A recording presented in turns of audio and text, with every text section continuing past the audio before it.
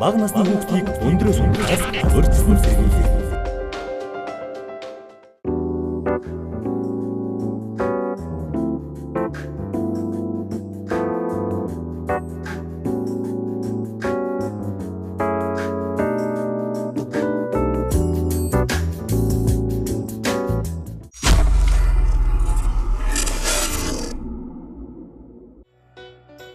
Эцэг эхчүүд бидний анхаарал болгоомжгүй хаанг байдлаас болж олон 10 хүүхэд өндрөөс унан осол гэмтэлд өртөж байна. Тэгвэл үүнээс урьдчилан сэргийлэх нь эцэг эхчүүдийн эрхэм үүрэг билээ.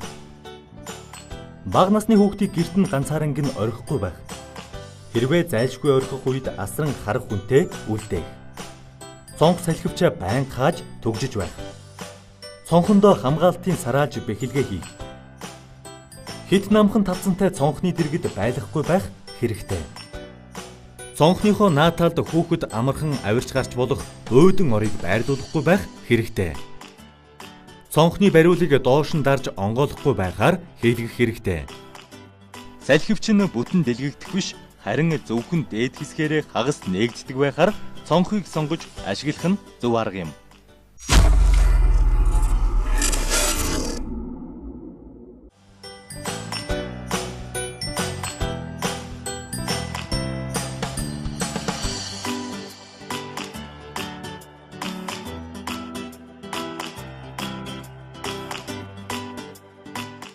Эрүүл мэндийн яам, нийгмийн эрүүл мэндийн үндэсний төв, нэгдсэн үндэсний байгууллагын хүүхдийн цав. Та хүний дархал хомсдлын вирусын халдвар илрүүлэх шинжилгээг сайн дурын зөвлөгөө шинжилгээний төвүүдээр хийлгээрэй. 21 аймаг 9 дүүрэгт ажиллаж байгаа сайн дурын зөвлөгөө шинжилгээний төвүүд танд үн төлбөргүй үйлчилж байна. Шинжилгээнд хамрагдсанаар өөртөө итгэлтэйгээр амьдарч гэр бүл хайртай дотны хүмүүсээ халдвар авах эрсдлээс хамгаална. Сайн дурын зөвлөгөө шинжилгээний төвүүдийн талаарх мэдээллийг 45-88-67 утаснаас аваарай. ХТХ-ийн халдвар илрүүлэх сайн дурын зөвлөгөө шинжилгээнд хамрагдцгаая. Бага насны хүүхдийг түлэгдэлтээс урьдчилан сэргийлээ. Бага насны хүүхэд ахын хүрээнд үүссэн осол гэмтэлд ялангуяа түлэгдэлтэнд илүү өртөж байна. Осол гэмтэлд өртөж буй 3 хүүхэд тутмын нэг нь түлэгдэж гэмтсэн байна. Юуны төрөнд түлэгдэлтээс урьдчилан сэргийлэх гол арга замуудыг мэдэж байх зайлшгүй шаардлагатай. Халуун цай устай аягийг хүүхдээс хол байлга. Халуун хоол цайг хүүхэд хүрэхгүй газар байршуулах, эсвэл хөргөсний дараа хүүхдэд хүрэх хэмжээнд тавих. Гэртээ гал төлдөг бол 100 пишн рүү хүүхэд ойртохоос байнга сэргийлэх. Захилгааны залгуурт олон залгуур зэрэг залгах нь эрсдэлтэй. Цахилгааны ил утас, эвдэрсэн гэр авахын цахилгаан хэрэгслийг хүүхдийн гар хүрэх газраас хол байлга. Хүүхдээ түлэгдэх үед эцэг эхчүүдийн 78.1% нь эмнэлэгт очихгүйгээр гэртээ ямар нэгэн анхны арга хэмжээ авдаг нь өвчнийг хүндрүүлэх буруу тусламжийн хэлбэр болох нь түгээмэл байдаг. Тухайлбал дараах зүйлсийг түлэгдсэн газарт түргэснээс дулааны түлэгдэлтийг химийн түлэгдэл болгох, бактерийн үржих боломжтой болгодог байдал нь түлэгдэлтийг улам гүнзгий болгох, халдвар авах боломжийг нэмэгдүүлдэг байна. Барааны савн түрхэж болохгүй. Барааны савнгийн найрлагад химийн хортой бодисууд байдаг учраас хүүхдийг химийн хорлогод оруулах аюултай. Элсэн чихэр түрхэж болохгүй. Бактерийн чихэрлэг орчинд үрждэг. Иймд нингийн тоог нэмэгдүүлэх болно. Өндөгний шар. Бактери нингийн үржих уургалаг орчинг бий болгоно. Иймд нингийн тоог нэмэгдүүлэх болно. Хөлдүү мах. Түүхий болгоогүй бохирдлогтой байдаг тул ямар нэгэн халдвар шарханд шууд орох эрсдэлтэй. Часрагны тос, баавгайн тос, хоромхон тосыг үн түлэгдэлтийн үед хэрэглэх нь буруу. Эдгээр тосыг халуун зүйлд зөвхөн өнгөц хайрагдсан төдий тохиолдолд ашиглаж болох юм. Хэрэв хүүхэд төлөгдвөл та дараах арга хэмжээг авч шууд түргэн тусламж дуудах хэрэгтэй. Ус эсвэл гал түлэгдсэн тохиолдолд тэр доор нь хувцсыг биеэс нь салгах, гэхдээ түлэгдэлтэнд наалдсан хэсгийг болгоомжтой салгах хэрэгтэй. Бага зэрэг түлэгдсэн бол тэр хэсгийг урсгал хүйтэн усанд 15-аас 20 минутын турш байлгасны дараа цэвэр гялгаруутаар орооно. Үүний дараа өвдөлт намдаах эм болон лаа хэрэглээд яаралтай эмнэлгийн тусламж дуудана.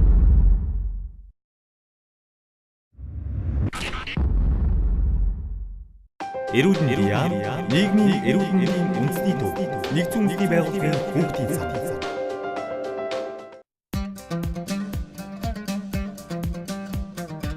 Залуус бид олуула эв нэгдэлтэй эрч хүчтэй байж чаддаг. Бид бүгд хүсэл мөрөөдөл, зорилго тэмүүлэлтэй. Эрүүл байж улс орноо хөгжүүлэхэд залуу хүн бүрийн оролцоо мандайлал чухал юм. Ирээдүйд итгэлтэй өөдрөг амьдрахын тулд нэг алхам хийцгээе. Залуусаа сайн дурын зөвлөгөө шинжилгээнд хамрагдацгаая. Бага насны хүүхдийг зам төлөвийн ослоос урьдчилан сэргийлээ.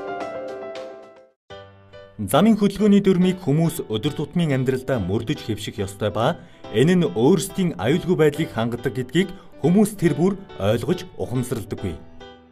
Хүүхдүүд замын хөдөлгөөний наад захын дүрм журмыг мэддэг хэрнээ тухайн агшинд анхаарал сарних болгоомжгүй байдлаасаа болж осолд өртсөөр байна. Зам тээврийн осолд өртөж байгаа тохиолдлын 54% нь 0-оос 14 хүртэлх насны хүүхдүүд байна.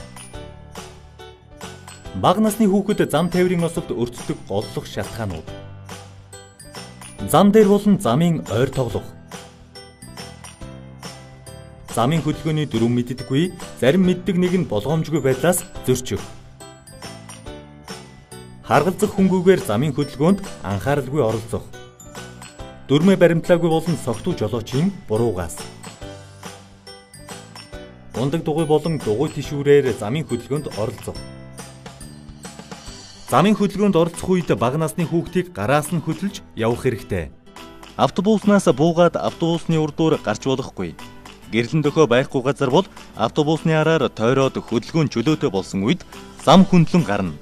Тээврийн хэрэгслээр зорчихдоо зориултын суудлах хамгаалах бүс хэрэглээгүйгээс бага насны хүүхдийг урд суудлалд суулгах нь ослын үед хүнд гэмтэх, амь насаа алдах хамгийн том шалтгаан болдог. Та хүүхэдтэй хайртай бол харын суудлалд хамгаалтын бүс зүүлгэн суулгах хэрэгтэй. Бага насны хүүхдийг зориултын суудлалд суулган хамгаалах бүсийг байнга хэрэглээрэй. Хүүхдүүд замын хөдөлгөөний наад захын дүрм журмыг мэддэг хэрнээ тухайн агшинд анхаарал сарних болгоомжгүй байдлаасаа болж осолд өртсөөр байна. Бага насны хүүхдийг зам тээврийн ослоос урьдчилан сэргийлье. Эрүүл мэндийн яам, нийгмийн эрүүл мэндийн үндэсний төв, нэгдсэн үндэсний байгууллагын хүүхдийн сан. Бага насны хүүхдийг хөхөр хооллох үедээ бүтэхээс урьдчилан сэргийлье. Хөхөр дарах эрсдлээс сэргийлэхийн тулд хүүхдийг хэвтэж хөхүүлэхгүй байх. Хүүхдийн нүүр эхийн хөх рүү харсан, хамар нь хөхний толгойн харалдаа байж, биедээ наан бүх биеэр нь дэмнэн тэврэх. Хүүхдийн толгой болон бие нь нэг шугам буюу тэгш байх хэрэгтэй. Хүүхдийг зөв байрлалтаагаар унтуулахын тулд хөхүүлэх болон угжаар хоолсны дараа хүүхдийг ар нуруугаар нь харуулan хэвтүүлнэ. 5 сартаагаас эхлэн хүүхэд хажуу тийшээ эргэн толгоогоо өргөх зэрэг хөдөлгөөн хийж эхэлдэг учраас их хүүхдээ хэвтэж хөхүүлэх нь хүүхдийн амьсгалыг хөхөөрөө таглах аюултай байдаг. Иймд хүүхдийг зориултын хүүхдийн оронд унтуулж байх хэрэгтэй. Хүүхдийг унтаж байхад хажууд нь чихмэл тоглоом дэр гих мэт хүүхдийн амьсгалыг хаах зүйлсийг тавихгүй байх хэрэгтэй. Эрүүл мэндийн яам, нийгмийн эрүүл мэндийн үндэсний төв, нэгдсэн үндэсний байгууллагын хүүхдийн сан.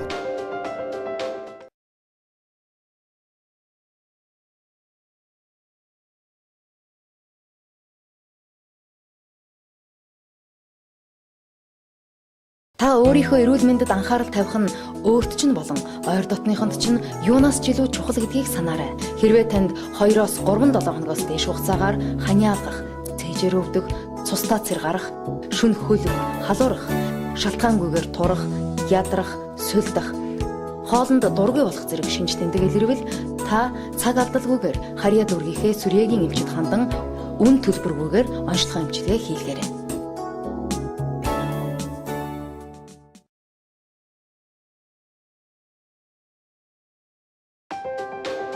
Бага насны хүүхдийг хахах тохиолдолд үзүүлэх тусламж.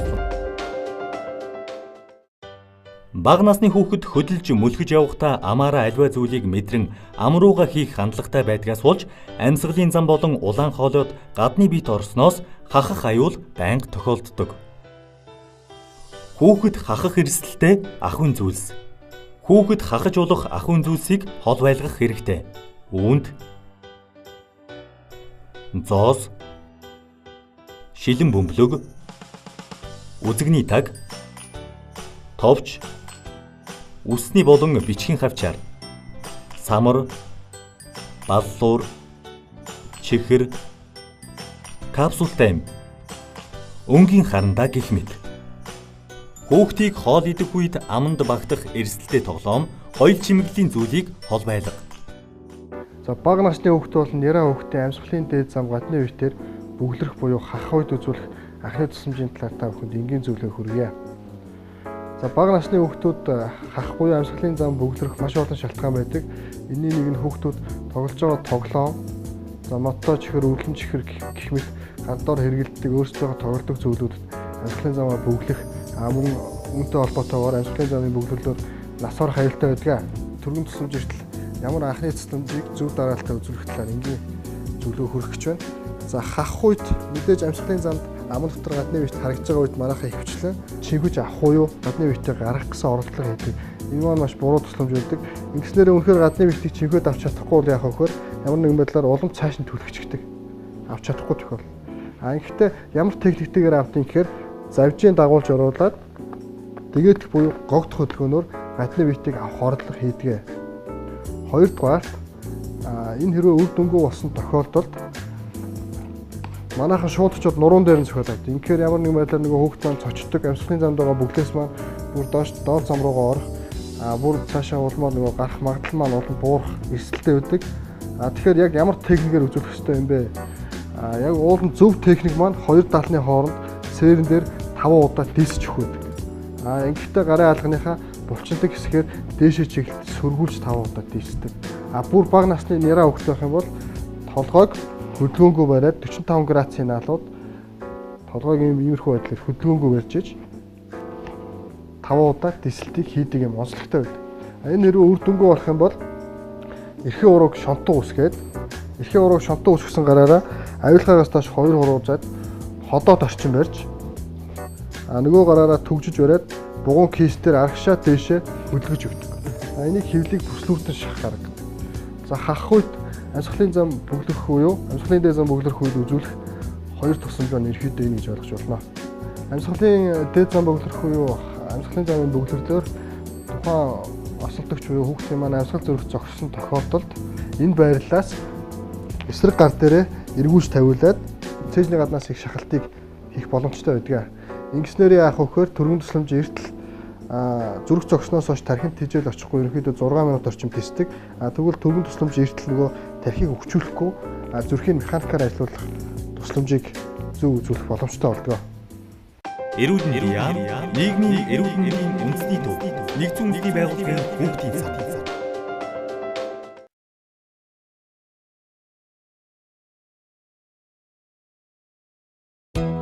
Та сүрийн өвчнөр өвдсөн бол айд сандрах хэрэггүй. Энэ өвчин бүрэн эдгэрэх боломжтой.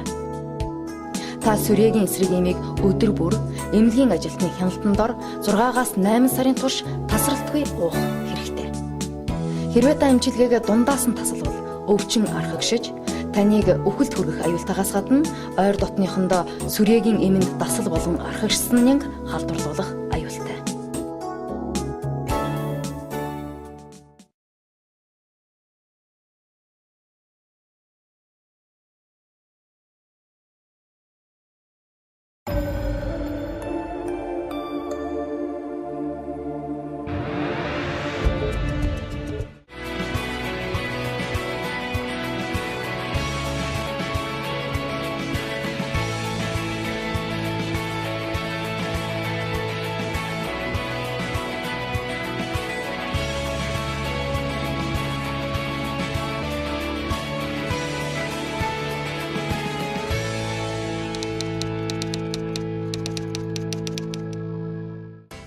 Вируст гепатитын 9 төрөл байдагаас манай улсын хүн амын дунд вирус гепатит А нь нутагшмал шинжтэй түгээмэл тархаж 10 хүртэлх насны хүүхдийн дунд өвчлөл зонхилон тохиолдож намар өвлийн улиралд дэгдэлт байдалтай гарч байгаатай холбогдуулан вирус гепатит А буюу халдвар чар өвчнөөс хэрхэн урьдчилан сэргийлэх талаар одоо ярилццгаая.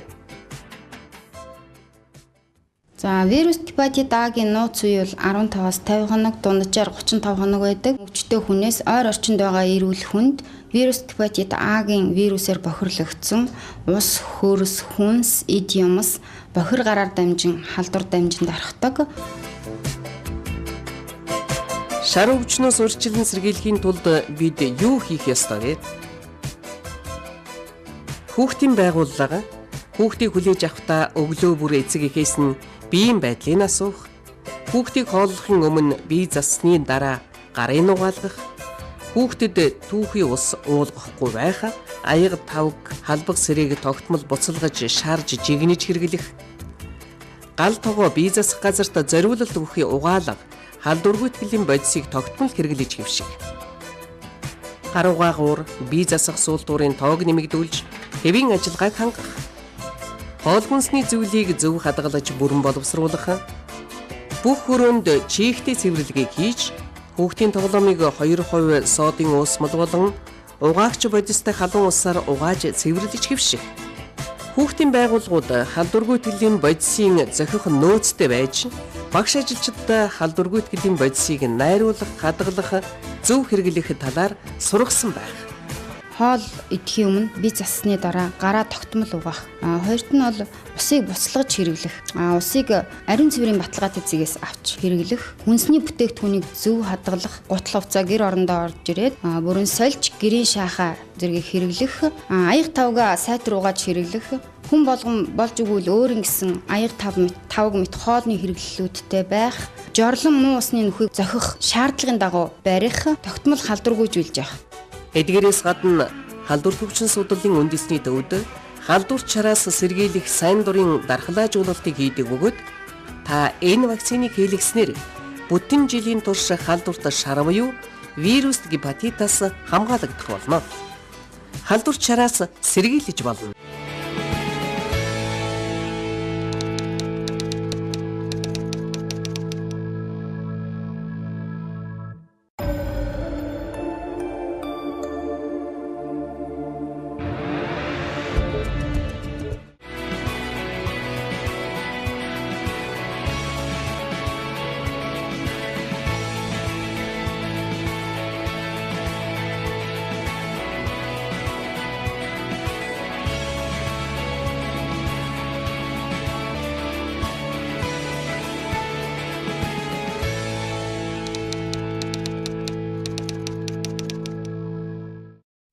Вирус гепатит гэж юу вэ?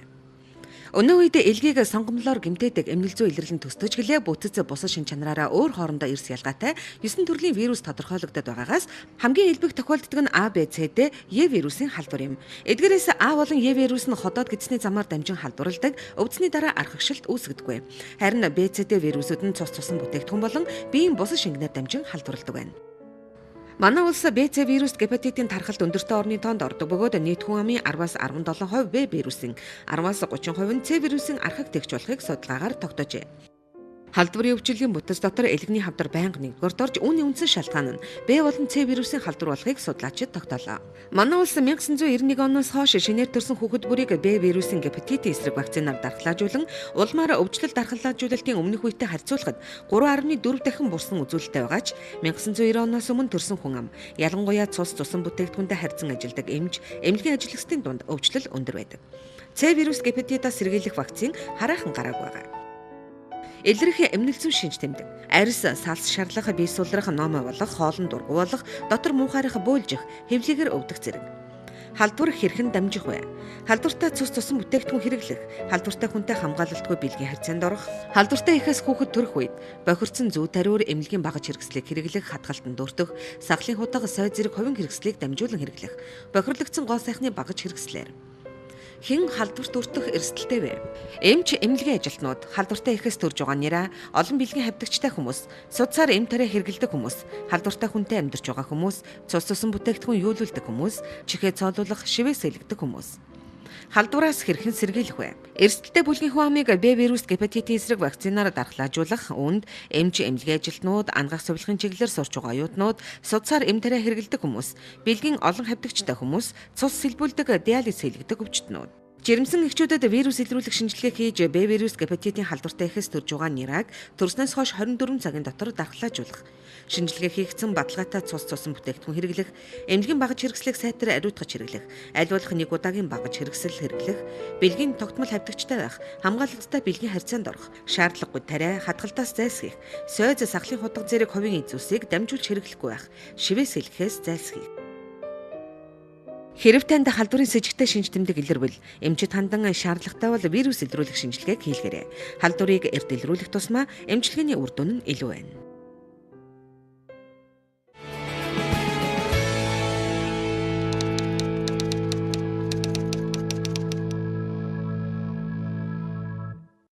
Амьсгалын цочмог халдвар ба томуу тус өвчин түүнээс сэргийлэх.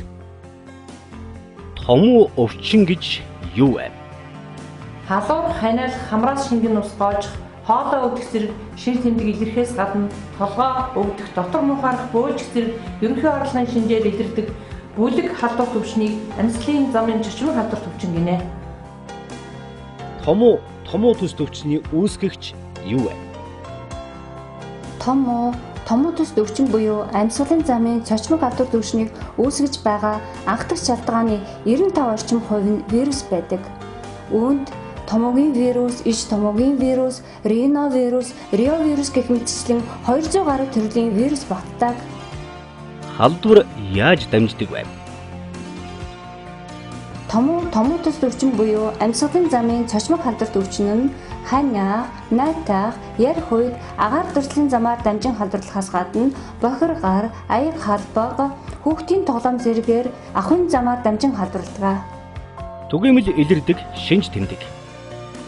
Өвчин генет 38 хэм буюу түүнээс дээш халуурах, эсвэл халуурахгүй боловч бие нь эвгүйрхэн чихүцэж эхлэх, толгой өвдөх, бие сулрах, хамраас шингэн нус гарах, хамар битүүрэх, хуурай хуцуулж ханиалгах, цэртэй ханиах, хоол сөх, хоол торж өвдөх, цээжэр өвдөх, амьс гадах, булчин болон үеэр шархирч хөндөрлөх, дотор муухайрах, бөөлж сутгах, бага насны хүүхдэд ходоод гэдэсний талын шинж илэрх нь амьсгалын замын цочмог өвчний түгээмэл илэрдэг шинж тэмдгүүд юм. Илүү өртөмхий болон хүндэрч уулзшгүй хүн ам. Ямар нэг хавдартай улсууд байж болно. Олон жил олон цагаар хэвтэрт байгаа өвчтөй орхих улсууд байж болно. Уушгины бактериатай өөрөөр хэлбэл бронхиалны астм гэж ярьдаг. Энэ өвчнүүд байж болно. Жирэмсэн эмэгтэйчүүд бас ихэнх өвчлөнтгий байх талтай байдаг. Мөн ямар нэгэн дэлгүү буюу хаалгаанд орсон дэлгүүг ахвалсан ч юм уу эсвэл хаалганы дараах байдалтай байгаа улсууд, мөн хавдар өвчтөй улсууд, хавдрын ямар нэгэн үс хүртэй улсууд, мөн 5 хүртэлх насны хүүхдүүд маань илүү өвчлөнтгий байдаг. Тэр дотроос мөн 2 хүртэлх насны хүүхдүүд маань илүү өвчлөнтгий байж болно. Мөн ямар нэгэн харшлын эмгэгтэй улсууд, мөн хэтэрхий тарган сахарны өвчтөй сахарын диабет чихрийн шижинтэй улсууд те энэ том буюу томоо төстэй өвчин илүү өртөмтгий байх магадaltaй. За мөн зүрхний бас гач хөвчлөлттэй, зүрхний архад дутагдлуудтай, мөн төрөлхийн зүрхний өвчтэй, мөн архаг өөрсдийнх нь бөөр шээс бэлгийн замын өвчтэй улсууд бас мөн энэ том буюу томоо төстэй өвчнөр илүү өртөмтгий өвчлөлөө гэхэд илүү удаан хугацаагаар бусад эрүүл усуудыг бодох юм бол өвчлөл нь нэлээд хүндрэх магадлал өндөр байдаг байна. Томуу төст өвчнөөс сэргийлэхийн тулд иргэд юу хийвэл зохих вэ?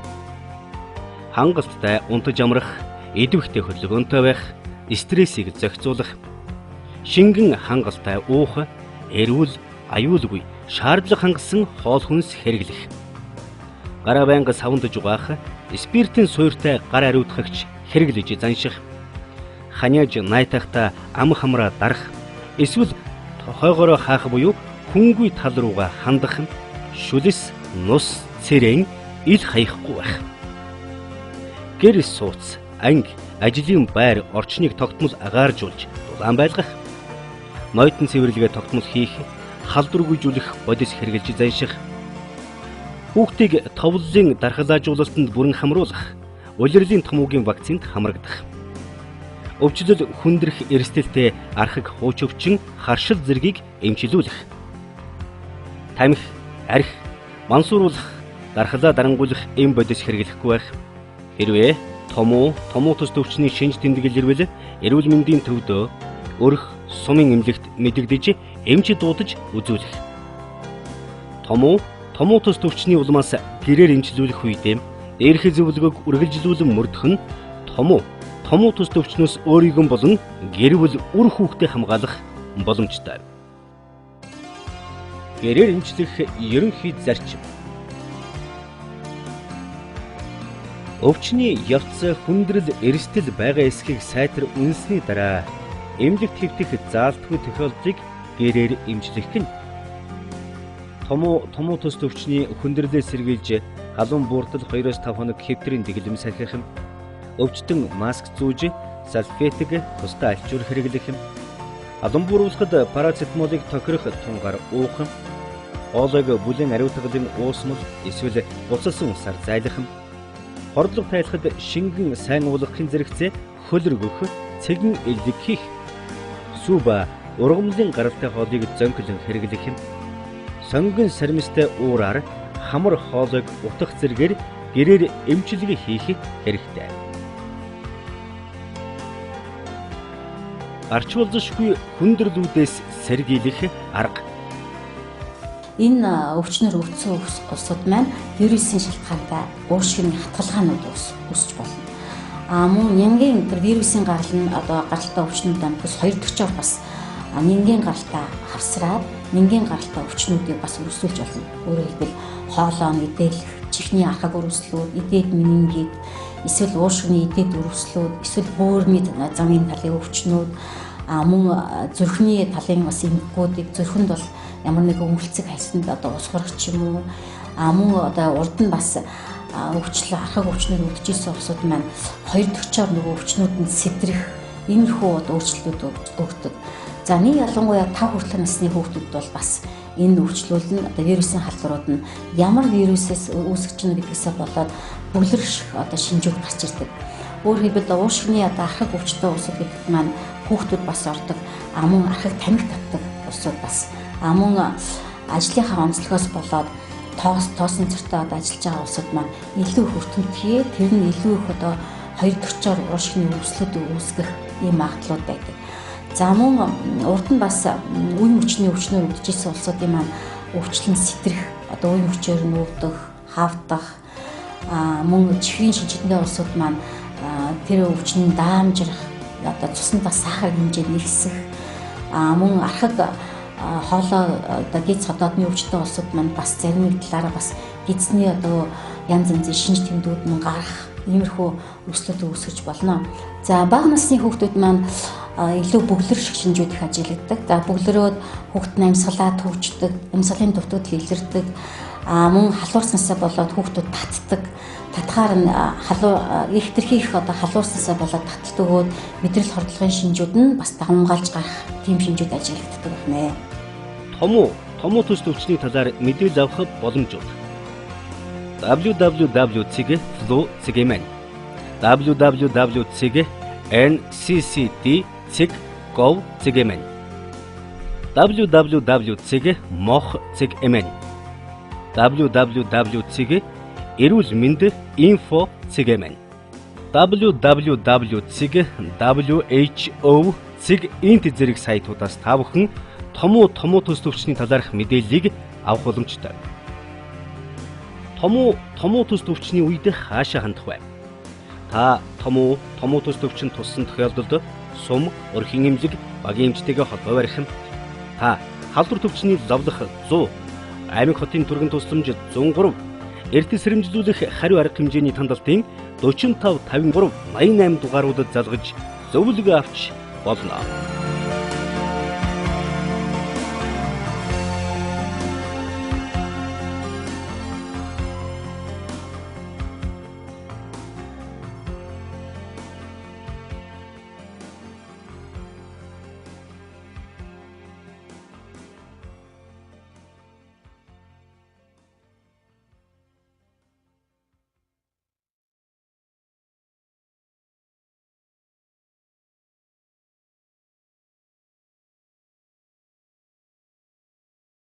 Илэгний хор тавдараас урьдчилан сэргийлээ хор тавдартай тэмцэх 14 хоногийн ая. 2014 оны 11-р сарын 1-ээс 14-ний хооронд аянаар 40-оос 65 насны бүх хүмүүс өөрийнхөө сумын эрүүл мэндийн төвдөө хандаж гепатитын ВЦ вирус илрүүлэх хордовчилсан шинжилгээнд хамрагдав. Илэгний архаг өрөвсөлтэй, илэгний хатууралтай бүх насны хүмүүс аймгийн нэгдсэн эмнэлэг, эрүүл мэндийн нэгдэл, бүсийн оншилгоо эмчилгээний төвд 6 сар тутамд эхо шинжилгээ, илэгний хор тавдар илрүүлэх маркер шинжилгээнд хамрагдаарай. Илэгний хор тавдраас урьдчилан сэргийл. Эрүүл мэндийн яам, авдар судлалын үндэсний төв, дэлхийн эрүүл мэндийн байгууллага. Намайг Амраа гэдэггүй. Намайг Төтөө гэдэг. Амраа бол баг. Харин би бол Турга. Бид хоёрт адилхан зүйлсүүд их бий. Бид хоёр адилхан жүжигчд. Бид хоёр адилхан эрчүүд. Бид хоёрын биеэр нар зөв цус эргэлдэн байдаг юм. Залуу та өнөөдөр 3 литр пив, 350 г арх ухын оронд 350 г цусаан бэлгэл. Та 3 хүнд амьдрал бэлгэлнэ.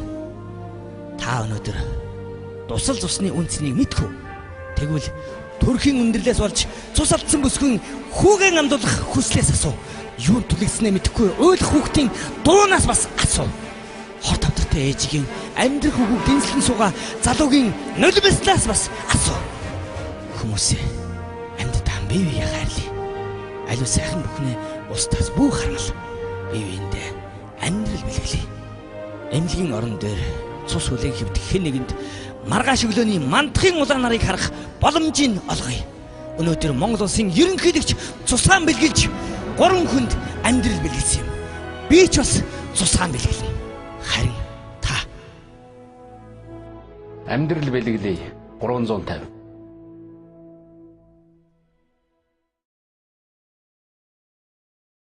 Арх согтууруулах ундааг 21 нас хүрээгүй хүнд худалдах түүгээр үйлчлэхийг хориглоно.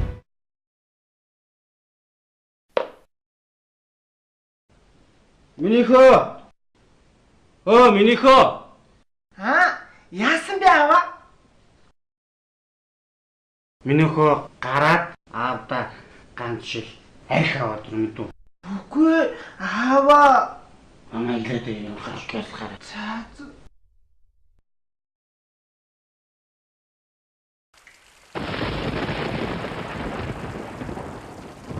Ой, аав!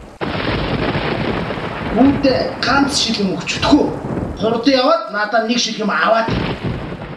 Архигүй ховдын төлөө хамтдаа сэргийлье. Ховд аймгийн цагдаагийн газар, Ховд аймгийн эрүүл мэндийн газар.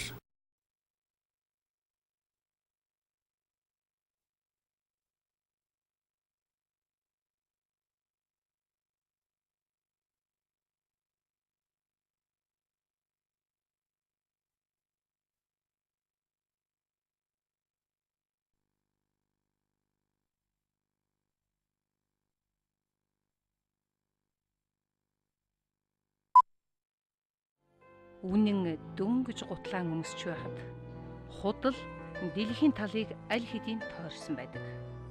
Марк Твен.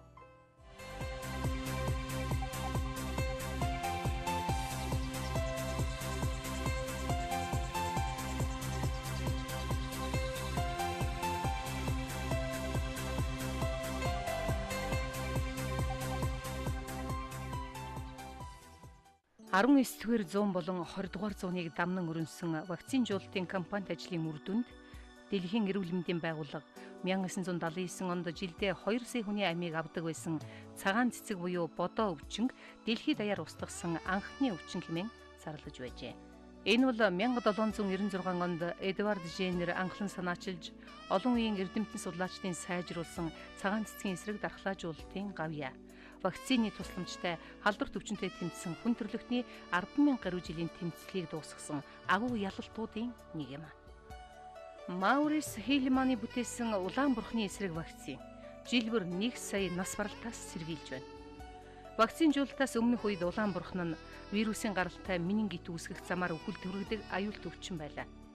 Гэтэл одоо энэ өвчнийг бараг л энгийн нэг ханиач шиг боддог болжээ.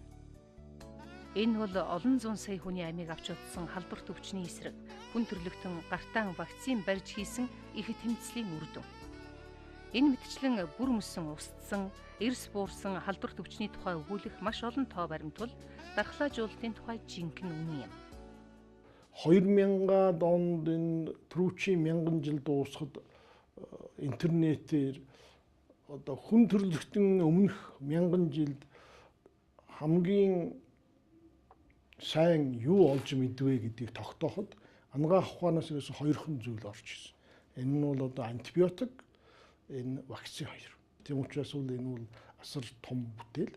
Гэхдээ асар хүчтэй зэвсэг учраас бас одоо болгоомжтой харьцахыг шаарддаг. Одоо хутга жишээлх юм бол мэс цэцэлчийн гарт бол хүнийг аврах багж. Гэхдээ одоо алуурчны гарт бол хүнийг алах багж.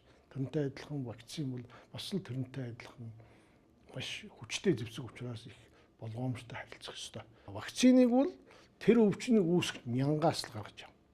Тэр өвчнийг үүсгэж нянг хүчийг одоо сулруулад дотор нь одоо мутац үүсгээд өвчин үүсэхгүй.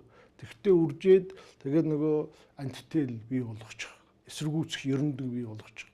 Ийм вакцин бол амьд вакцин. Эсвэл тэр вакциныг тэр одоо вирусыг Урдчлаа зөвчнөөс урьдчилан сэргийлээ. Урдчлаа зөвчний халдвар авсан үед ямар шинж тэмдэг илэрх вэ? Халуурах, чичрэх, үе мөч толгой бүх бие өвдөх, хүйтэн хөлс гарах, ядрах, хоол ундын дургу болох зэрэг шинж тэмдгүүд илэрнэ. Урдчлаа зүйн хэр төсвөртэй вэ? Усанд 60 хоног, сүүнд 40 хоног, малын өтг бууцанд 180 хоног, маханд 90 хоног, малын арьс ширэнд 120 хоног төсвөртэй байдаг. Урдчлын халдвараас хэрхэн урдчилсан сэргийлэх вэ? Нохот бүү тоглол, сүүг хөөрүүлж сэргийлэх, дөнгөж төрсөн нэлэх төлтөд тоглож барьж болохгүй.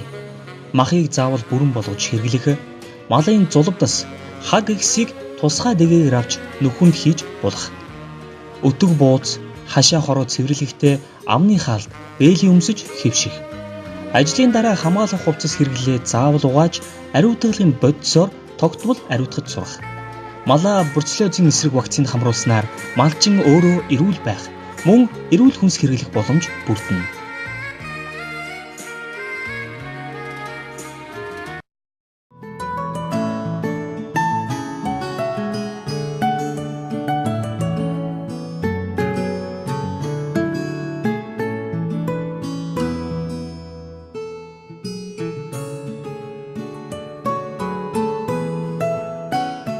Хаалганы бариул нь хамгийн бохир цэгүүдийн нэг юм. Бие засах газрын сүүлтүр болон татваргын 1 см квадрат гадаргуунд ойролцоогоор 115,000 агуулгадж байдаг. Гадаад орчин бохирдол ихтэй байдаг учраас гаднаас орж ирээд хоол идэхийн өмнө гараа угааж хэвших нь чухал юм шүү. Мал амьтан компьютерийн гар удирдлага унтраагуурын гадаргуунд 0-ийн сүүлтүрээс бараг 200 дахин их нэм бактери байдаг. Гараа угаахдаа гарын ар болон алга, хуруун завсар, хумс, бугайгаа сайтар угаахаа мартаоцай. Эс бөгөөс гидсний халдвар төвчин тусах аюултай шүү.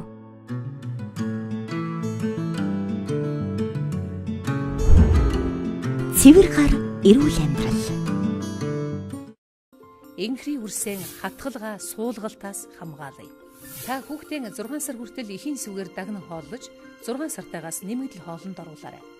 Мөн 6 сард нэг удаа А аминдэм, сард нэг удаа Д аминдэмийн бэлтгэл уулгаж, олон найрлагт бичил хичээлийн бэлтгэлийг тогтмол өгөөрэй. Ингэснээр та хүүхдийн хатгалгаа суулгалт өвчнөөс хамгаалж чадна. Сэргийлье. Хүүхдийн дэргэд тамхи бүү тав. Гэртээ үе үе агаар орвол, мөн товлолын вакциныг хугацаанд нь хийлгээрэй. Хүүхдийн арчлах хооллохын өмнө гараа савндан угааж, ундны усаанд цэвэр савнд таглаж хадгалаарай. Мөн эрзийн хуванцраг их зэрэг зориултын бус түлш хэрэглэхгүй байх зэрэг хатгалгаа суулгалт өвчнөөс урьдчилан сэргийлэх гол зүйл юм. Эмчлэе. Таны хүүхэд нэгэнд хатгалгаа эсвэл суулгалтаар өвчлсөн бол өрх сум багийн эмчийн хяналтанд байж эмчилгээг гэрээр хийгээрэй. Хүүхэддээ ердийнхөөс илүү шингэн уулгаарай. Шингэн сэлбэх давсны уусмал, цайрын бэлтгэл уулгаж баг багаар ойрхон холлоорой. Хэрвээ таны хүүхдэд амьсгалын тоо олширох, цээж хонхолцох шинж тэмдэг илэрвэл эмнэлэгт яаралтай хандаарай. Хатгалгаа суулгалттай тэмцэж, хайртай үрсээ хамгаалъя. Дэлгэрэнгүй мэдээллийг дараах хаягуудаас авна уу.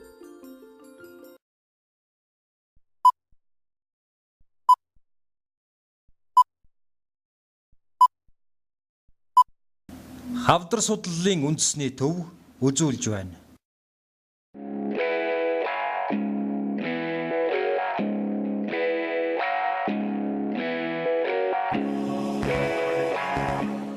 Дэлхийд дахна жилд 12.7 сая хүн хорт хавдраар шинээр өвчилж, 7.6 сая хүн хорт хавдрын улмаас нас барж байна. Судлаачдын тооцоолж байгаагаар хэрвээ хорт хавдраа сэргийлэх оновчтой үр дүнтэй арга хэмжээ цагаалдлгүй авч хэрэгжүүлэхгүй бол 2030 он гэхэд жил бүр 26 сая хүн хорт хавдраар шинээр өвчилж, 17 сая хүн хорт хавдраар нас барах магадлалтай байна. Манай орны хувьд ч хорт хавдрын өвчлөл жилээс жилд өсөх хандлагатай байна. Монголд элэг, ходоод, уушиг, умай хүзүү, улаан хоолой хавдрууд зөнгөлн тохиолдож байна. Эдгээр хавдраас сэргийлэх 7 алхмыг танилцуулж байна. Хорт хавдар үүсгэхэд нөлөөлдөг эрсдлээс сэргийлэх 7 алхмыг өдөр тутмынхаа амьдралд хэвшүүлснээр та хорт хавдраас сэргийлж чадна.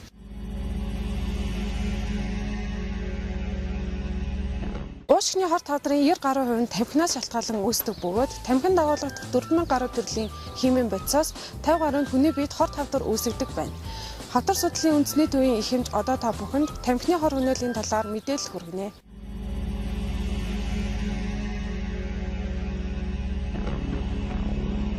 Тамхины найрлаганд 500 орчим хорт бодис нэгдлүүд байдаг.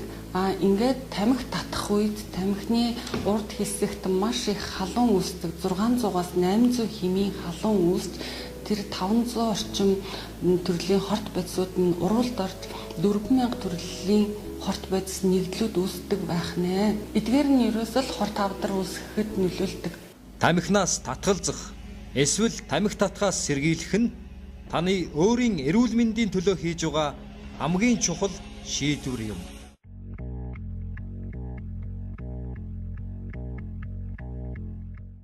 Манай дүн хоол уус хэрэгтэй хавдар тэр дунд ходоодны хорт хавдар яах их хандлагатай байгаа. Учир юу гэвэл ходоодны хорт хавдар Монгол улсад шүү дээ. 100,000 хүнд 20-22 болж өссөн байгаа юм л да. Гэтэл энэ ходоодны хорт хавдар өвчин чинь дэлхийд дахнараа ялангуяа хөгжилтэй оронд бол эрс буурч байгаа хавдар. Тэгэхээр манай оронд өсөж байгаа шалтгаан юу вэ? Ерөөсөө энэ хоол хүнс хэрэглээтэй шууд холбоотой гэж үздэг. Эрүүл мэндэд сөрөг нөлөө үзүүлэх эрсдэлтэй хоол хүнсэнд давс ихтэй хоол, хайрсан хуурсан хоол, нөөшилсөн хүнсний бүтээгдэхүүн, өөх тостой хоол, нитритийн агуулмжтай хоол зэрэг ордог.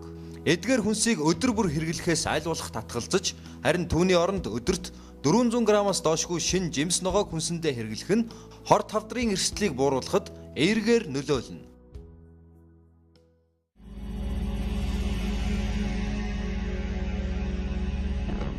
За хүн өдөрт 30-аас дээш минут идэвхтэй хөдөлгөөн хийж чадах юм бол хөдөлгөөнд дутагдах, биеийн жин нэмэгдэх аюулаас бол хангиж чаднаа. Энэс гадна бол одоо хорт хавдраас өрсөн сэргийлэх бол чухал ач холбогдолтой байдаг.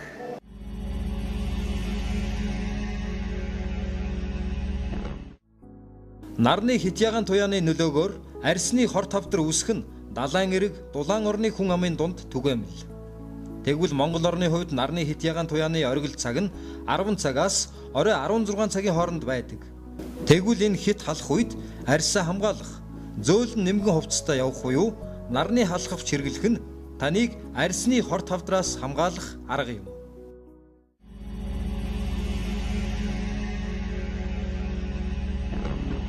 БЦ вирусын шалтгаанд илгэний өрөвсөл нь хорт хавдар үүсгэхэд нөлөөлдөг. Тэгвэл одоо бүгдээрээ энэ талаарх мэрэгжлийн эмчийн зөвлөгөөг сонсъё.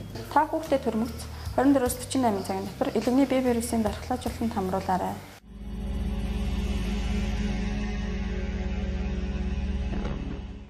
Бэлгийн замаар халдварладаг хүний хөхөнцөр вирусын халдвартай хүмүүс умаа үзүүний хавдраа өвчлөх эрсдлийг бол 85-аас 90% үзэж байгаа. Тийм учраас энэ умаа үзүүний хавдраас эхлээд умаа үзүүний бэлгийн замаар дамжин вирусын халдвараас урьдчилан сэргийлэх асуудал эхэлж яригдах ёстой юм. За одоо сүүлийн үеийнхээр энэ умаа үзүүний хавдрын үүсгдэг вирусын эсрэг вакцин аваад хийгдээд хэрэгжсэн байна. Өөрөөр хэлбэл умаа үзүүний хавдрыг үүсгдэг энэ вирусын эсрэг вакцин хийлгэхээр энэ хавдраараа өвчлөх эрсдлийг бол 75-аас 85% хүртэлх сэргийлэх боломжтой гэдгийг бол судлаач бас тогтоогоод байгаамаа. Элэгний БЦ болон хүний хөхөнцөр вирусын халдвар нь бэлгийн замаар дамжин халдварладаг тул халдвар авах эрсдлээс хамгаалах хамгийн чухал арга нь бие биедээ үнэнч байж тохиолдлын хавьтлаас зайлсхийж гэр бүлийн нандин харилцааг эрхэмлснээр эрүүл аюулгүй амьдралыг бий болгоно.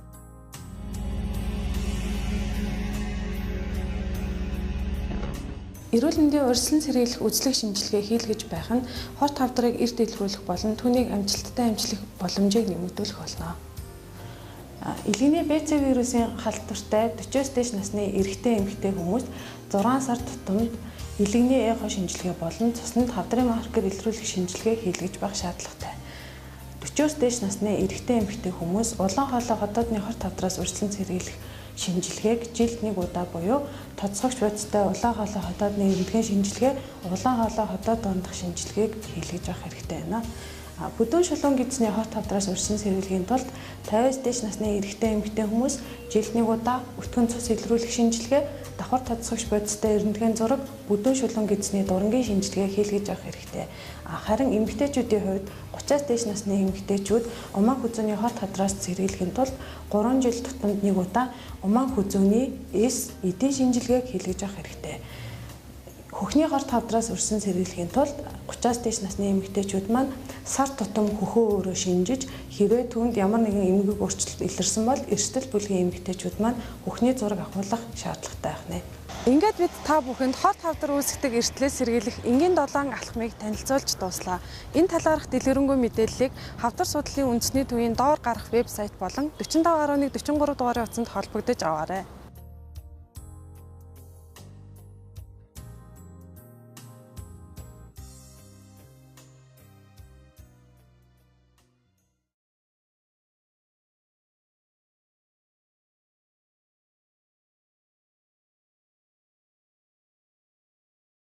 Нийгмийн эрүүл мэндийн хүрээлэнгээс сэрэмжлүүлж байна. Улсын баяр наадмын өдрүүдэд осол гэмтэл 20%, зүрх судасны өвчин 30%, цусан суулга 10%, архины хордлого 20%-аар нэмэгддэг. Тиймээс нийгмийн эрүүл мэндийн хүрээлэнгээс дараах 5 зөвлөмжийг хүргэж байна. 1. Эрүүл хүнсийг зөв сонгож хэрэглэх. 2.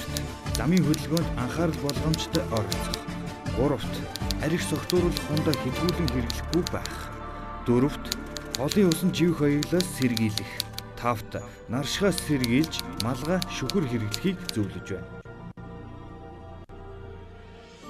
Монгол түмэн сайхан наадаарай. Давс. Хүн өдөрт бүх хоол хүнснээс авах давсны хэмжээ нь 5 граммаас ихгүй байвал зохино. Давсыг хэтрүүлэн хэрэглэснээр цусны даралтыг нэмэгдүүлж зүрхний шигдээс зүрхний дутал, ходоодны хорт хавдар, ясны сэргэжилт үүсэх нөхцөлийг бүрдүүлдэг. Хоолны давсыг юугаар орлуулж болох вэ? Хоолны давсыг лимон, цагаангаа, яншуу, улаан сөнгөн, сармис, чинжүү, базилиа, таан зэргээр орлуулан хэрэглэж болдог. Танд сонголт бий. Давсыг их хэрэглэснээр та өөрийн эрүүл мэндэд хор учруулна. Давсыг тохируулан хэрэглэснээр эрүүл чирэг урт удаан амьдрах болно. Бидний сонголт. Амьдралын зөв хөвшилд алхам алхмаар. Дэлхий дээр насанд хүрсэн хүмүүсийн 3/1 нь тамхи татдаг гэсэн судалгаа байдаг.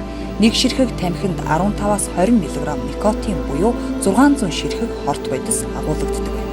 Одоогийн байдлаар дэлхийд 5.4 сая хүн тамхины хор хөнөөдөөс болж амнасаа алдсаар байна. Энэ байдлаараа үргэлжилбэл 2030 он гэхэд 10 сая болж өсөх хандлагатай байна. Эрүүл амьдрал зөв сонголт. Тамхигүй ховдын төлөө хамтдаа сэргийлье. Ховд аймгийн цагдаагийн газар, Ховд аймгийн эрүүл мэндийн газар.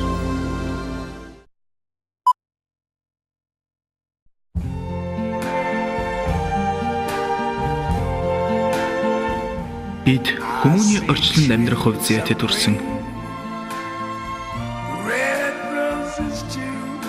Бид ямар хүсийг хүнийг хайрлаж, хайрлуулахаа сонгодгүй гэдгийг хүлээн зөвшөөрөх нь чухал юм.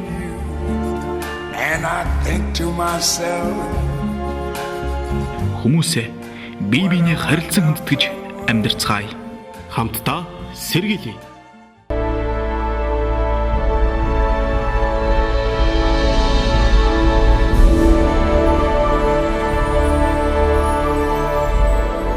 Жолоочтой архи усан үедээ жолооны ард суухгүй байхыг анхааруулж байна.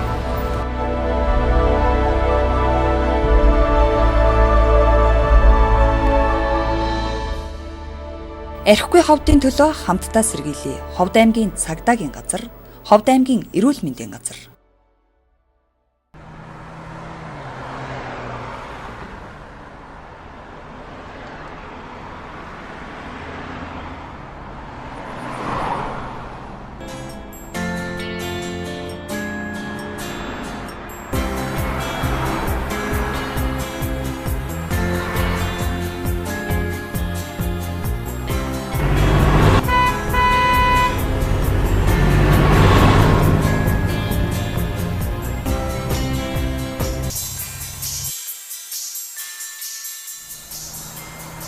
Хөөе миний дөө.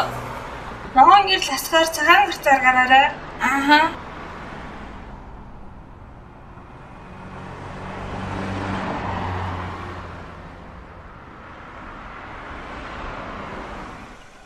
Ногоон асчлаа. За одоо хамт гарцгаая.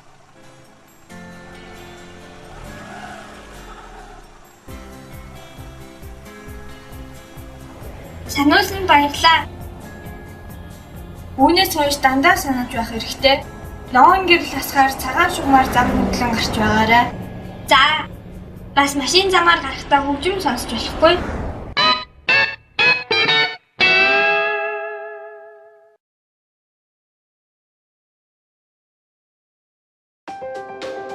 Бага насны хүүхдийг зам тээврийн ослоос урьдчилан сэргийлье. Замын хөдөлгөөний дүрмийг хүмүүс өдөр тутмын амьдралдаа мөрдөж хэвших ёстой ба энэ нь өөрсдийн аюулгүй байдлыг хангадаг гэдгийг хүмүүс тэр бүр ойлгож ухамсарладаггүй. Хүүхдүүд замын хөдөлгөөний наад захын дүрм журмыг мэддэг хэрнээ тухайн агшинд анхаарал сарних болгоомжгүй байдлаасаа болж осолд өртсөөр байна. Зам тээврийн осолд өртөж байгаа тохиолдлын 54% нь 0-оос 14 хүртэлх насны хүүхдүүд байна. Бага насны хүүхэд зам тээврийн осолд өртдөг голлох шалтгаанууд. Зам дээр болон замын ойр тоглох. Замын хөдөлгөөний дүрм мэддэггүй, зарим мэддэг нэг нь болгоомжгүй байдлаас зөрчих. Харгалзах хөнгүүгээр замын хөдөлгөөнд анхааралгүй оролцох. Дүрмээ баримтлаагүй болон согтуу жолоочийн буруугаас. Ундаг дугуй болон дугуй тишүүрээр замын хөдөлгөөнд оролцох. Замын хөдөлгөөнд оролцох үед бага насны хүүхдийг гараас нь хөдөлж явах хэрэгтэй. Автобуснаас буугаад автобусны урдуур гарч болохгүй. Гэрлэн дөхөө байхгүй газар бол автобусны араар тойроод хөдөлгөөн чөлөөтэй болсон үед зам хөндлөн гарна. Тээврийн хэрэгслээр зорчихдоо зориултын суудлах хамгаалах бүс хэрэглээгүйгээс бага насны хүүхдийг урд суудлд суулгах нь ослын үед хүнд гэмтэх, амнасаа алдах хамгийн том шалтгаан болдог. Та хүүхэдтэй хайртай бол харын суудлалд хамгаалтын бүс зөвлөгн суулгах хэрэгтэй. Бага насны хүүхдийг зориултын суудлалд суулган хамгаалах бүсийг байнга хэрэглээрэй. Хүүхдүүд замын хөдөлгөөний наад захын дүрм журмыг мэддэг хэрнээ тухайн агшинд анхаарал сарних болгоомжгүй байдлаасаа болж осолд өртсөөр байна. Бага насны хүүхдийг зам тээврийн ослоос урьдчилан сэргийлье. Эрүүл мэндийн яам, нийгмийн эрүүл мэндийн үндэсний төв, нэгдсэн үндэсний байгууллагын хүүхдийн сан. Бага насны хүүхдийг хөхөр хооллох үедээ бүхэхээс урьдчилан сэргийлье. Хөхөр дарах эрсдлээс сэргийлэхийн тулд хүүхдийг хэвтэж хөхүүлэхгүй байх. Хүүхдийн нүүр эхийн хөх рүү харсан, хамар нь хөхний толгойн харалдаа байж, биедээ наан бүх биеэр нь дэмнэн тэврэх. Хүүхдийн толгой болон бие нь нэг шугам буюу тэгш байх хэрэгтэй. Хүүхдийг зөв байрлалтайгаар унтуулахын тулд хөхүүлэх болон угжаар хоолсны дараа хүүхдийг ар нуруугаар нь харуулan хэвтүүлнэ. 5 сартаагаас эхлэн хүүхэд хажуу тийшээ эргэн толгоогоо өргөх зэрэг хөдөлгөөн хийж эхэлдэг учраас их хүүхдээ хэвтэж хөхүүлэх нь хүүхдийн амьсгалыг хөхөөрөө таглах аюултай байдаг. Иймд хүүхдийг зориултын хүүхдийн оронд унтуулж байх хэрэгтэй. Хүүхдийг унтаж байхад хажууд нь чихмэл тоглоом дэр гэх мэт хүүхдийн амьсгалыг хаах зүйлсийг тавихгүй байх хэрэгтэй. Эрүүл мэндийн яам, нийгмийн эрүүл мэндийн үндэсний төв, нэгдсэн үндэсний байгууллагын хүүхдийн сан.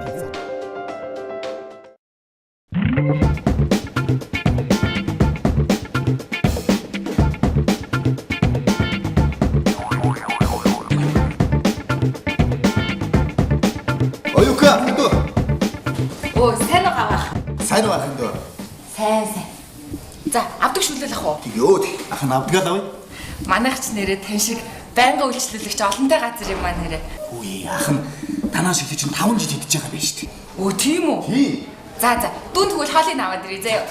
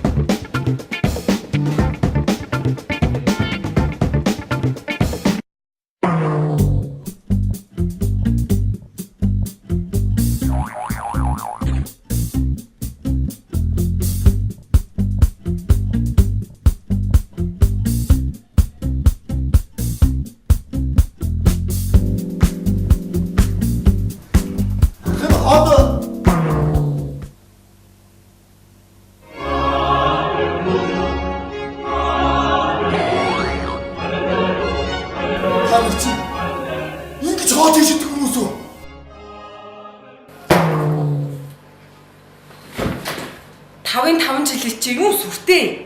Тижээсэн бюро тэрийг эвдэх нүдэ.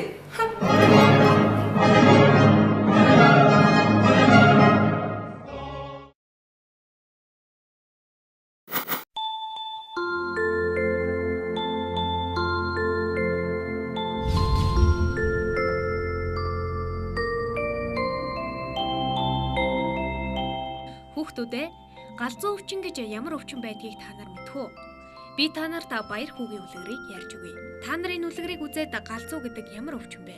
Яаж сэргийлэх талаар мэддэг болно. Нэгэн өдөр баяр хүү гэрлүүгээ харихаар гудамжаар алхаж явна гин. Гудамжны мухарт нэг нохоо хэвтэж байх юм гин. Гинт хүүгийн толгойд тэр нохоогоор тогломоор санагдаж түүн рүү хөвж очин сэрээр өвшөглөөд ав.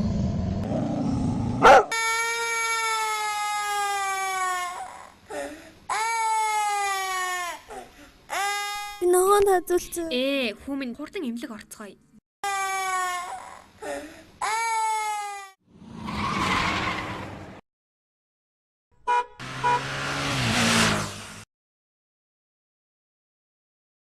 Би хариулмаар байна. За миний хүү, энэ вакцин маань галзуу өвчнөөс сэргийлэх вакцин юм шүү дээ. Эм чин чамд галзуу гэдэг ямар өвчин байдгийг хэлж өгье. Галзуу өвчин гэдэг нь вирусаар үүсгэгддэг халдварт өвчин бөгөөд ихэвчлэн галзуугаар өвчсөн мал амьтанд уруулж, ноцуулсан үед халдварлаж хүнийг өвчлүүлж, үхүүлдэг аюултай халдварт өвчин юм. Галзуу өвчнөр чон, үнэг, цөөвөр чон, хярас, сарсан багваха, нохой, муур, таван хошуу мал, гахаа зэрэг амьтад өвчлөдөг юм. Харин манай улсад галзуу өвчний тохиолдол буурч байгаач жилд 7000 гаруй хүн нохоонд хазуулж байгаа нь галзуу өвчин халдварлах өндөр магадлалтайг харуулж байна. Хүүхдүүдээ хэрвээ та нар нохойд хазуулвал шархын савнтай бүлийн ус аруугаах, эцэг эхтэй хэлж эмнэлэгт үзүүлэх, вакцин хийлгэх хэрэгтэй. Тийм учраас хүмүүс энэ вакциныг хийлгэх нь галзуу өвчнөөс сэргийлж байгаа хэрэг юм. За хүүхдүүдээ та нар нохойд хазуулахаас аль болох зайлсхийхийн тулд дараах зөвлөгөөг сайн санаж байх хэрэгтэй шүү. Хоол идэж байгаа, унтаж байгаа, гүлгөө асарч байгаа нохойг аль болох оролдохгүй байх. Мөн нохоороо чулуу шидэхгүй байх, нүүрлүү нэгцэж харахгүй байх, гүйж аваа нохойтой ойрхон гүйхгүй байх нь зүйтэй. Зэрлэг амьтдыг гэртээ тэжээхээс зайлсхийх, зэрлэг болон гэрийн тэжээмэл амьтдад хазуулахаас зайлсхийх, үүнээс гадна тэжээвэр амьтдаа галзуугийн эсрэг вакцин хийлгэх. За тэгээд хэрвээ чи нохой тэжээдэг бол гадуур дагуулж явахдаа хушууч зүйлгээрэй.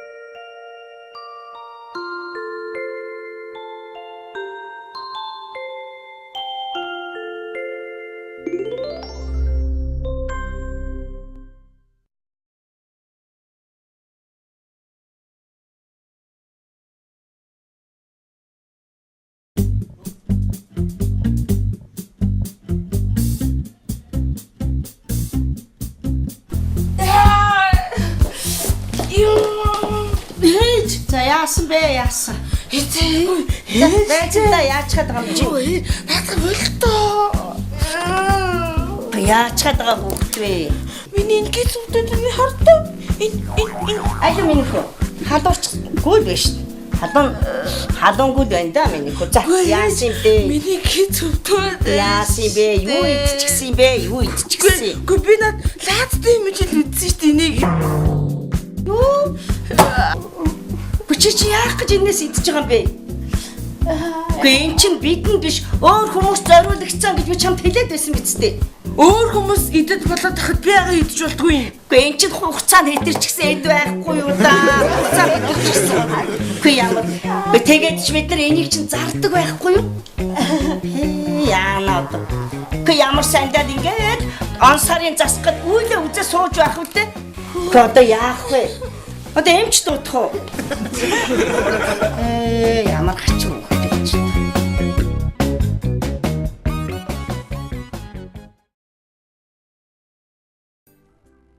Өсөлт хоцролтоос хэрхэн сэргийлэх вэ? Төрөнгүүт нэг цагийн дотор ангир уургаар амлуул. Дан эхийн сүгээр 6 сар хүртэл хоолол. 2 нас хүртэл эхийн сүгээр үргэлжлүүлэн хоолол. 6 сартаагаас тохирсон нэмэгдэл хоолнд хугацаанд нь зөв оруул. Биеийн жинг тогтмол хугацаа тутамд жинлүүлж хяна.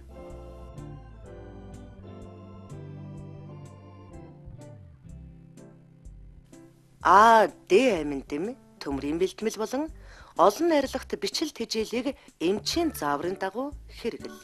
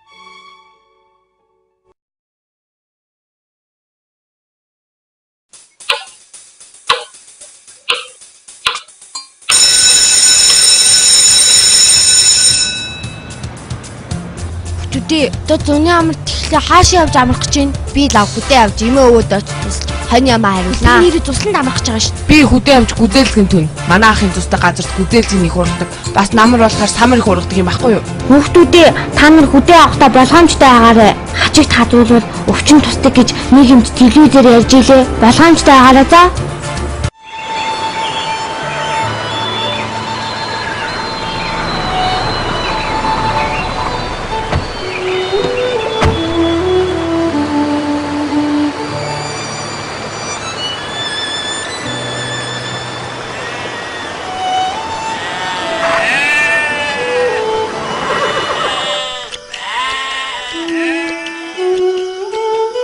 Жулгаа миний хүү. Энэ хачигнаас болгоомжлаарай. Хажиг хүн хазгаараа өвчин үүсгдэг гэж юмж ярьсан шүү. Болгоомжтой байгаарай. За миний хүү. Нэр ой матанд хүн хазаж өвчлүүлдэг хажиг байдаг гэсэн. Тэр нь өвчин үүсгдэг гэж манай ангийн туяа надад хэлсэн. Хачигт хазуулж болохгүй шүү хүмүүдээ. За тэр хачигч нэг жижигхэн штэ. Тэр амт өвчин үүсгэж чадахгүй баха.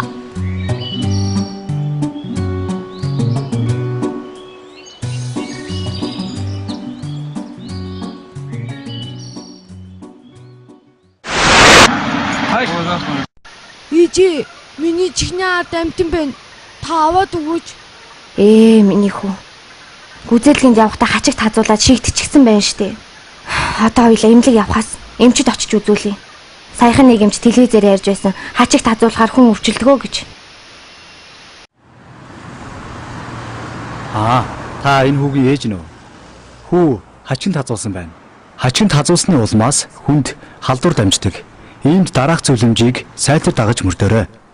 Хажигт халдварын голомцтой газруудад явахдаа тодомгтой битүү хувцас өмсөх. Хажиг ихтэй газар ажиллаж байгаа тохиолдолд 3-4 цаг тутамд биеэ шалгаж хачгийг зайлуулах ба хачиг үргээгч бэлтгэл хэрэглэх. Хажигт хазуулсан тохиолдолд хачигны хошууг арьсан дүлдээлгүй 2 тийш нь ганхуулан авч хадсан хэсгийг спирт, йодоор арчиж цэвэрлэх.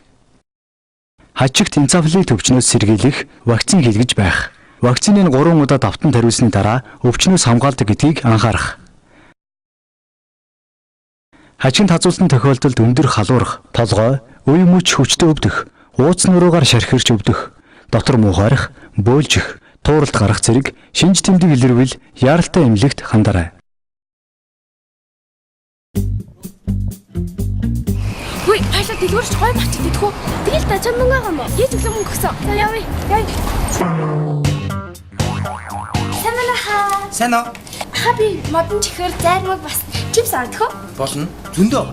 Чи мөнгө өгөх юм уу? Хөрнөө надад 1000 төгрөг байгаа юм чинь. Тэгвэл гой зөндөө олон шинэ чихэрнүүд гарсан гэсэн шүү дээ. Зөндөө олон шинэ чихэр хаа зэ. Ямар гоё юм бэ? Хоёулаас даламжуулж ах уу? Тороод гэсэн шүү дээ. Үгүй тэд нар чи амар үнэтэй.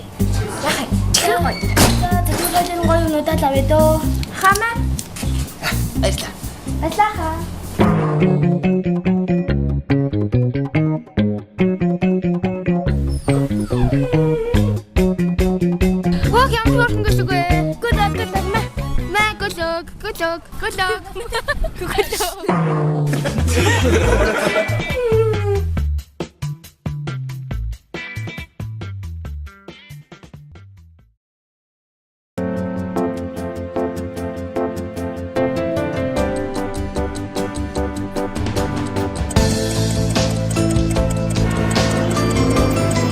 Би их хүн. Амс хийх чөлөө завгүй энэ нийгэмд сайн ээж байх тийм ч амар биш. Гэхдээ инхри бяцхан үрээ эрүүл саруул өсгөх эрхэм үүрэг надад байна. Их хідээлтэй ажлын байрыг дэмжицгээе.